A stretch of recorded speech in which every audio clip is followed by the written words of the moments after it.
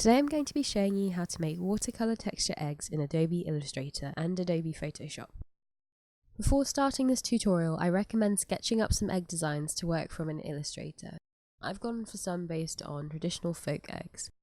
While sketching these out, I try to keep in mind I want to keep a simple, thick line since this is what we're going to be using digitally.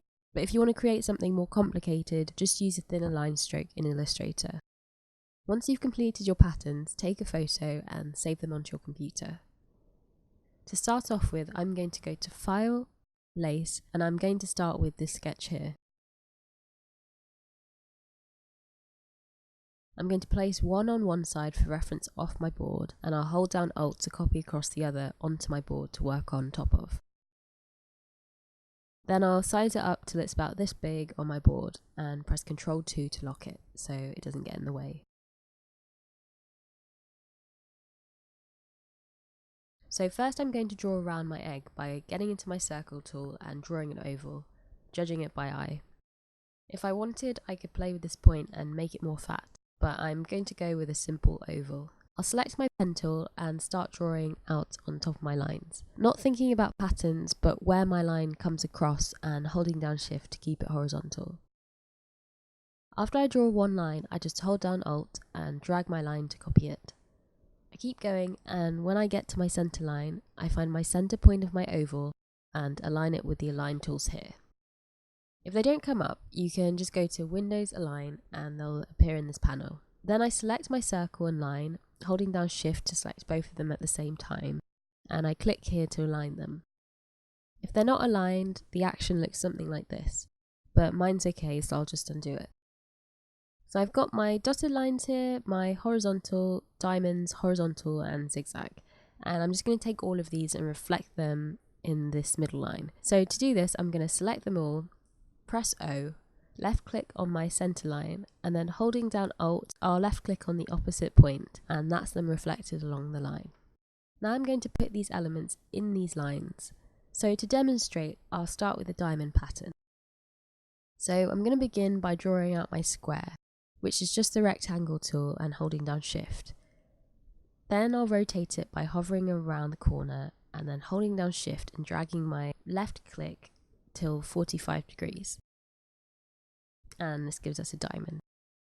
I'll size it down slightly till about the size that I want, and then I'll make it the same thickness as the rest of my lines, which in this case is 0.6.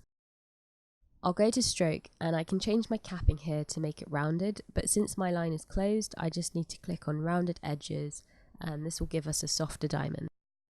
Then if I move this to the side and go to Windows Brushes, which is up, I can turn this into a pattern brush. So to do this, I'm going to click on my shape and I'm going to drag it onto my brush panel. And you can see at the moment it's not that great because it's white, so we can't see it.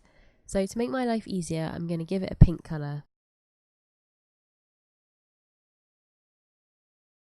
So with that set up, I'm going to go back to my pattern brush and I'm going to give it a higher value of spacing.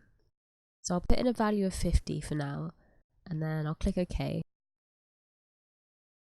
And then I'll click on this line and click on the brush and we have our pattern. If I wanted to, I could go back into the brushes property by double clicking and play with the spacing.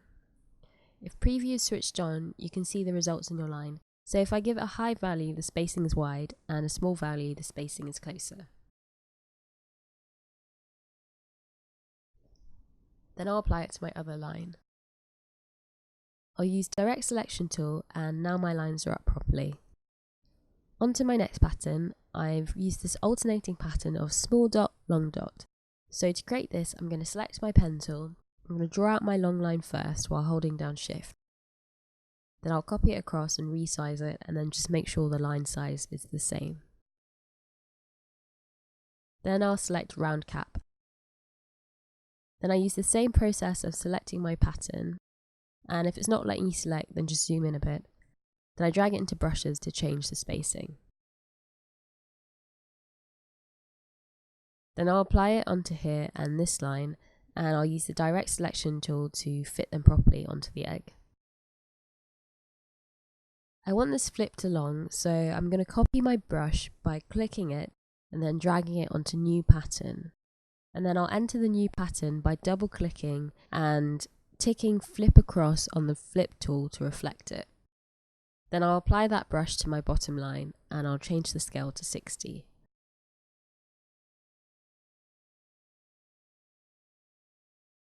For my middle line, I'm just going to do a line of dots. So I'm going to draw a circle with my circle tool and I'll hold down Shift to do that.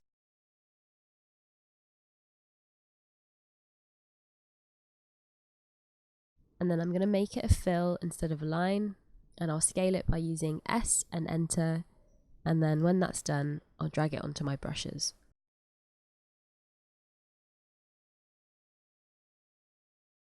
Finally, for the zigzag, I'm just going to draw a line and reflect it in the middle line. And then to make our zigzag, I'm just going to go to Effects, Distort and Transform, Zigzag, and play with these tools. So as you can see, we have size, which changes the height from the middle of our zigzags, and we have ridges, which changes the number of zigs and zags. And I'll choose corner since I want zigzag, but you can use smooth and this will give you a wave. So for speed, when I change the other line, I just click on it and go to Effects, Zigzag. Okay, so next I want everything to be white. So I'm going to select everything and give it a stroke of white. Then what we need to do is make our brushes respond to this new colour. So I click on each of my brushes and in the properties I choose colorization method hue or hue shift, and I do the same for all the others.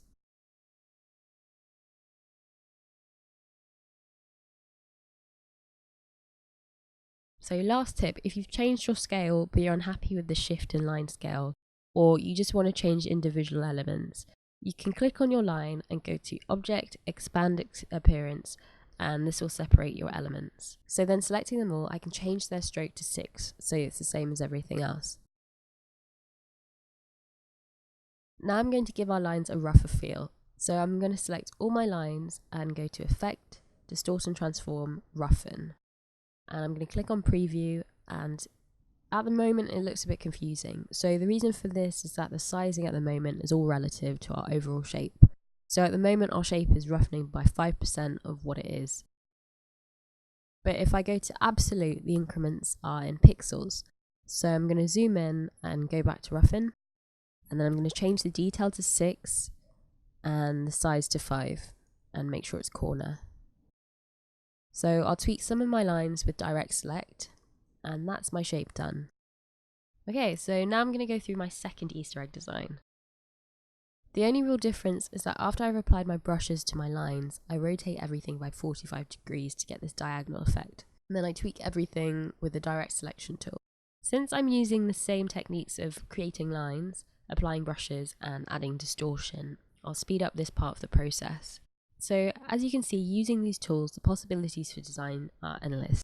So I recommend when designing your shapes, don't confine yourself to diamonds or dots. Just choose any symbol, so it could be heart shapes, rabbits, flowers. And the patterns don't need to be in a line either. If you search for traditional eggs, you'll find loads of motifs and designs. So I just say, go with what you like. The next step is going to use our watercolor texture.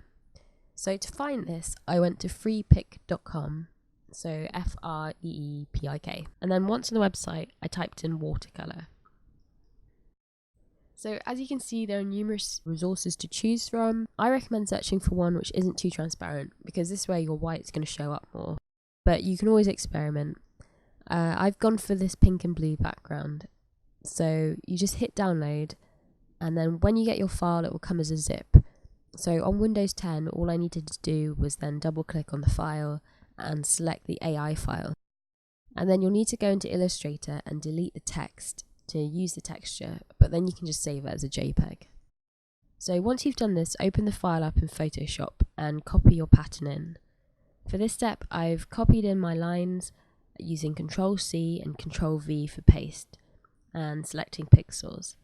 And I've done this separately from my egg outline, so I've just got the pattern lines.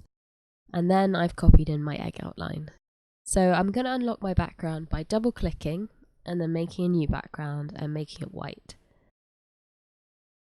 So then I'm going to select my outside line layer, and then I'm going to use my magic wand tool to select inside my shape. And I'm going to make sure sample all layers is turned off and contiguous is turned on. With this selected, I'll make a new layer, and then using my fill tool, I'll colour in the area I've just highlighted in black, and I'll move this layer below my watercolour layer. I right click on my watercolour layer in the layer panel and click create clipping mask. And we now have something which looks like our egg.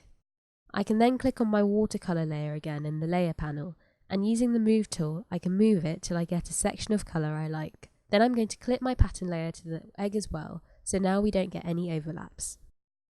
If I want to move everything as one, I need to hold down Shift and click on each of my layers in the layer panel. If I make my background a different colour, you can see that having left my outside line layer, I get a sticker effect.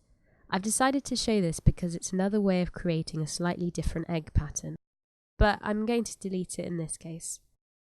I want to make a second egg, so before grouping everything together, I'm just going to select my watercolour layer and copy it by dragging it onto a new layer.